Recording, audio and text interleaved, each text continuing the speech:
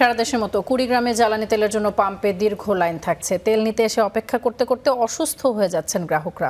জেলার একটি পেট্রোল পাম্পে রয়েছেন আমাদের সহকর্মী মোহাম্মদ জুবায়ের। চলে যাচ্ছি তার কাছে। জুবায়ের, শুভ সকাল আপনাকে। পাম্পের চিত্র আজকে কেমন দেখছেন? ডিপো থেকে তেল আসতে শুরু করেছে কিনা এবং কোন ধরনের যানবাহনে কত টাকার সর্বোচ্চ জ্বালানি দেওয়া হচ্ছে? শুভ সকাল। জানিয়ে রাখছি যে কুড়িগ্রামের তেলের পাম্পগুলোর একদম বেহাল দশা। আমি যদি বলি যে তেলের এই দুর্ভিক্ষ কুড়িগ্রামে একদম কাটছেই না।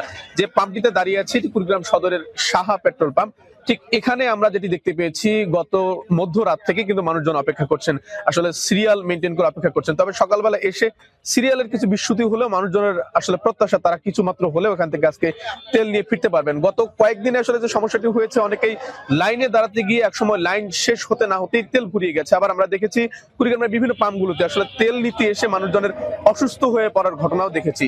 সব মিলিয়ে এখানকার যে তেলের দুর্ভিক্ষ সেটি কিন্তু একদম শেষ হচ্ছে না, যার ফলে দূরযাত্রার দূরপাল্লার যে সকল যানবাহন যারা দূরে চাকরি করেন তারা কিন্তু অনেকটা বিপাকে পড়েছেন। স্কুল কলেজে এছাড়া অফিস আদালতে যারা জ্বালানি তেল ব্যবহার করা যানবাহন সমূহ ব্যবহার করেন যাতায়াতের জন্য, তারাও কিন্তু বড় ধরনের বিপাকে পড়েছেন।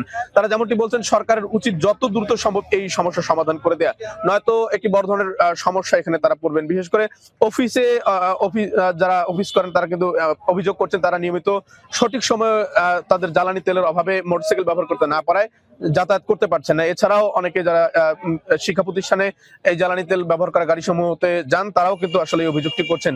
আর এই জ্বালানি তেলের সংকটের প্রভাব কিন্তু আশপাশের অনেক কিছুতেই পড়েছে। বিশেষ করে সবজির বাজার থেকে শুরু করে সব জায়গাতেই জ্বালানি তেলের প্রভাব সেটি কিন্তু পড়েছে, যার ফলে এখানকার মানুষজন অনেকটা বিপাকে পড়েছেন। তারা বলছেন যে এই সংকট যদি দ্রুত কাটিয়ে না ওঠে তবে কুড়িগ্রামের মানুষজনকে কিন্তু বড় ধরনের একটি সমস্যায় পড়তে হবে।